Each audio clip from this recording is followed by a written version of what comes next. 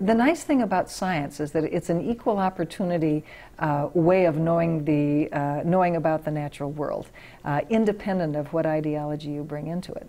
But we all do follow this practice of restricting ourselves to natural causes. And it's not because all scientists are atheists. It's because of a basic limitation of science that we like to test our ideas, yeah, all right? That's the way science works. Yeah, the foundation of science is testing your ideas. Okay, now how do you test something? You learn in 7th grade, if you want to test something, you have to hold constant certain variables, right?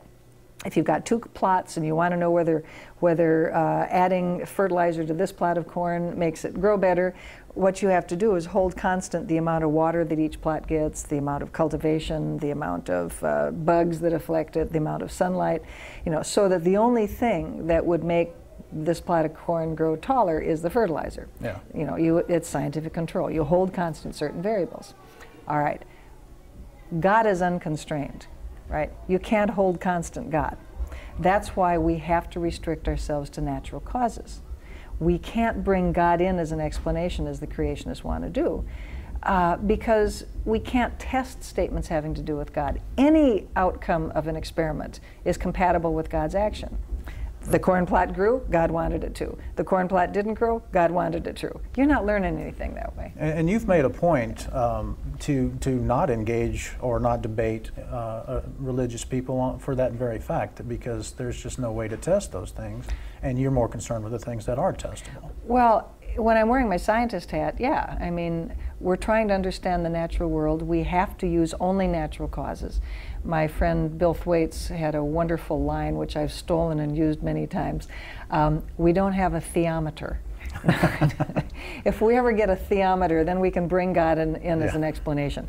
We don't have a theometer. We're not likely to get one. So we have to just stumble along best we can with natural causes, which doesn't mean that science is an inherently atheistic procedure. Or if it does, it means that it's equally atheistic as long division.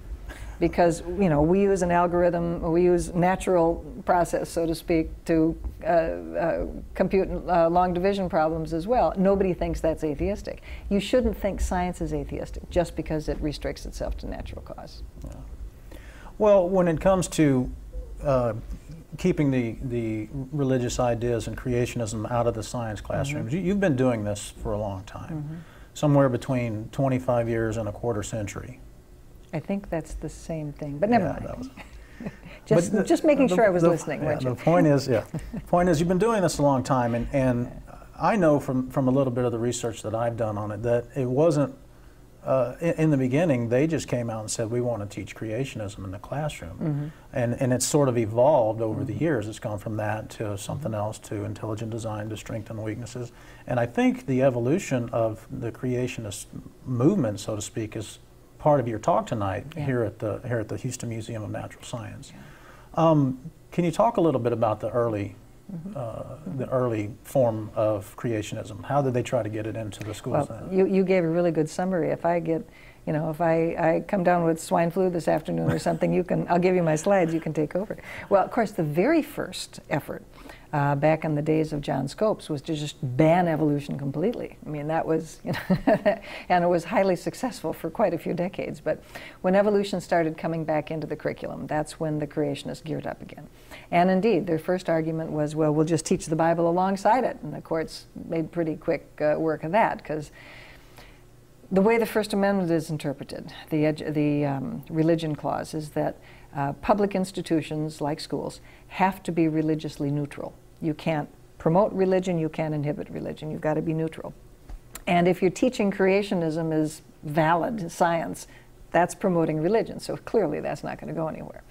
Then they invented creation science, which was taking creationism and claiming that you could find scientific evidence for it. And that's just a marketing ploy, right? Yeah. It had the word science right there in it, so that's how they thought they were going to get away with it. It's a marketing ploy, but they also are very sincere in believing that this is supportable through science. And that was, I'm sorry, that was in the early 80s, right? The creation science? That was the 60s. The 60s. I mean, this goes back. Creation science got rolling back in the early to mid 1960s with the publication by Henry Morris, the great Henry Morris Sr., of the Genesis flood, which was an attempt to take the Bible story of the world being totally covered by water, and all creatures on the earth today, the descendants of the creatures that were on the ark, the human and animals, and claimed that there was scientific evidence for that by looking in geological strata and so forth. It's loopy for science, of course, but there's this whole book, and this is really what launched the idea of creation science. And it's an idea actually that was extant in the late 1800s as well.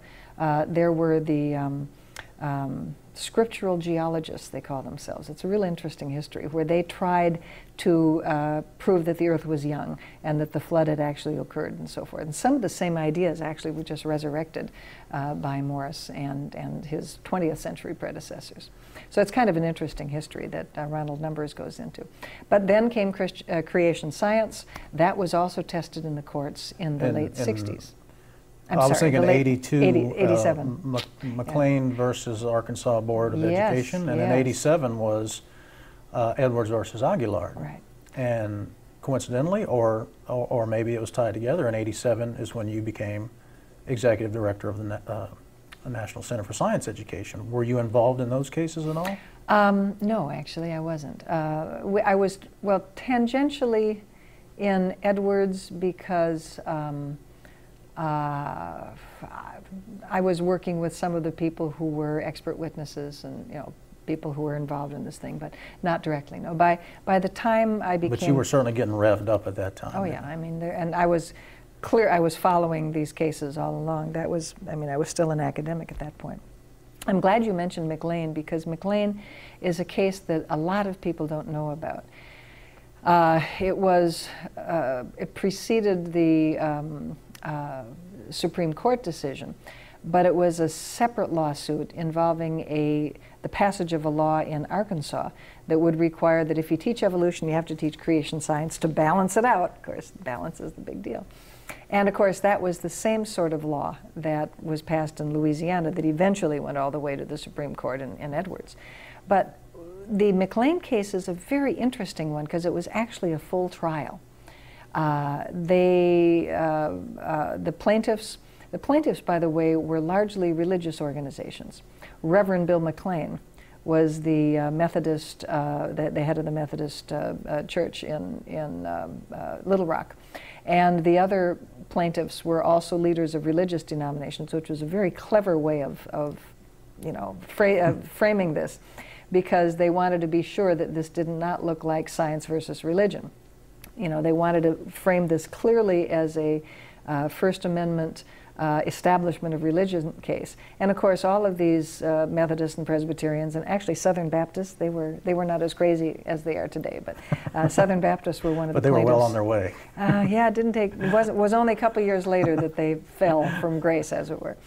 But all these religious denominations didn't want that law to be implemented, because that means that kids would learn biblical literalism Monday through Friday, and then they'd have to straighten them out on the weekends, because that wasn't their theology.